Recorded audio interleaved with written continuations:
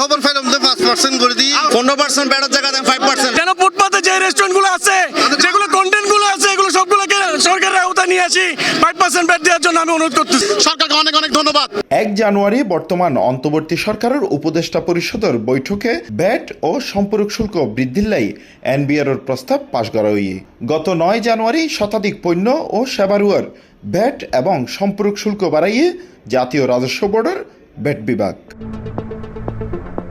চলতি 2024-25 অর্থ বছরের মাঝপথে আইরে শতাধিক পণ্য ও সেবারুয়ার ভ্যাট এবং সম্পূরক শুল্ক বাড়াইয়ে সরকার তাতে দৈনন্দিন জীবনযাত্রার খরচ আরেক দফা বাড়ি যেতে পারে সাধারণ মানুষের। উদাহরণ দিয়ে হইতে গেলে মুঠোফোন সেবারুয়ার সম্পূরক শুল্ক বৃদ্ধির ফলে হতাহন ও ইন্টারনেট ব্যবহারের খরচ বাড়িব। আবার ভ্যাট বৃদ্ধির হারণে পোশাক আশাকের দামও বাড়িতে পারে, বাড়িব রেস্তোরাঁর খাইবর খরচও। ব্যাগ ধরনের রেস্তোরাঁর বিলুরুয়ার ব্যাট এক লাফে 10% বাড়িয়ে 15% করা হইয়ে এতদিন এ হার আছিল 5%। তাতে 1000 টিয়া হাবারের বিল হইলে তার উপরে খরচ বাড়িব 100 টিয়া। ব্যাট বৃদ্ধির ফলে শহরের মধ্যবিত্ত শ্রেণীর পরিবার পরিজন লইরে রেস্তোরাঁর খাইতে গেলে আগর চেয়ে বেশি টিয়া খরচ হইব। তাই ব্যাট থামানোর দাবি লইরে মানববন্ধন করিয়ে বাংলাদেশ রেস্তোরাঁ মালিক সমিতি চট্টগ্রাম শাখা। ব্যাট দেবে সাধারণ জনগণ, এই সাধারণ জনগণ এতটুকু কেমনে দেবে? পুরোপুরি আমার যদি একটা ধ্বংস হয়ে যাবে এটা আর কিছুই। সরকারের প্রতি আমরা আবেদন জানাচ্ছি, আহ্বান জানাচ্ছি এবং বিবেচনার জন্য আজকে আমাদের গণজমায়েত, প্রতিবাদ সভা এবং মানববন্ধনের এক পর্যায়ে খবর এসছি রেস্তোরাঁ লাই যে ভ্যাট বাড়াইল তা আবার হমাইরে আগর মতো 5% লইছি। তাতে খুশি হইয়ে রেস্তোরাঁ মালিকল এবং বর্তমান সরকারের প্রতি কৃতজ্ঞতাও জানাইয়ে তারা। মাত্র খবর পেলাম যে 5% করে দিই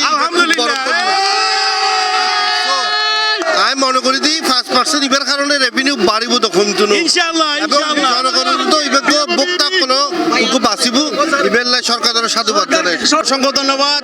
মানববন্ধন চলাকালীন 15% ব্যাটার জায়গাতে 5% সরকার অসম্ভব। সরকার যে জনগণের মধ্যে আছে ইয়ে আবার প্রমাণই 15% থেকে ব্যাটটা 5% হওয়ার জন্য সেটা অলরেডি একজন মানে ঘোষণায় চলে এসেছে। ধন্যবাদ সরকারকে, সেটা আমাদের জনগণের যে কষ্ট, আমাদের যে কষ্টটা বুঝতে পেরেছে। সরকারের ধন্যবাদ জানাই যে আর 5% আর আগে জীবে দিতে আমি বাজি তার আবার মানি লইয়ে প্রধানমন্ত্রী যে ব্যাংকিং বয় দিয়ে এর মধ্যে কোনো ট্রেড লাইসেন্স নাই, বিন নাই, তারা যদি প্রচার করা হয় তোমরা এটা কোনো বই হয় না সানাদি সরকারের একটিও নয় তারা ইন কিন্তু আর হাজা সরকারের মধ্যে আকুল আবেদন সরকার যেন এই ফুটপাথের মধ্যে যেদিকে কন্টেনার বই যেদিকে ব্যান গাড়ি আছে ব্যাগগুলো ট্রেড লাইসেন্স আওতা টানি। শুধু রেস্টুরেন্টটাই শেষ নয়, দাম বাড়িবার আশঙ্কা আছে মিষ্টি, ওষুধ, এলপি গ্যাস, ফলের রস, ড্রিঙ্ক, বিস্কুট, চশমার ফ্রেম, সিগারেট সহ নানা পণ্যর। এই ধরনের ভ্যাট একখান সময় বাড়াইয়ে নিম্ন আয় ও প্রান্তিক আয়ের মানুষ নয় মধ্যবিত্ত হলেও হিমশিম হাইব। এখন নতুন শুল্ক কর বাড়ানোর ফলে প্রত্যেক শ্রেণীর মানুষের উপর বাড়তি চাপ তৈরি হইব। Hossain Abbas, C+ TV, Chittagong.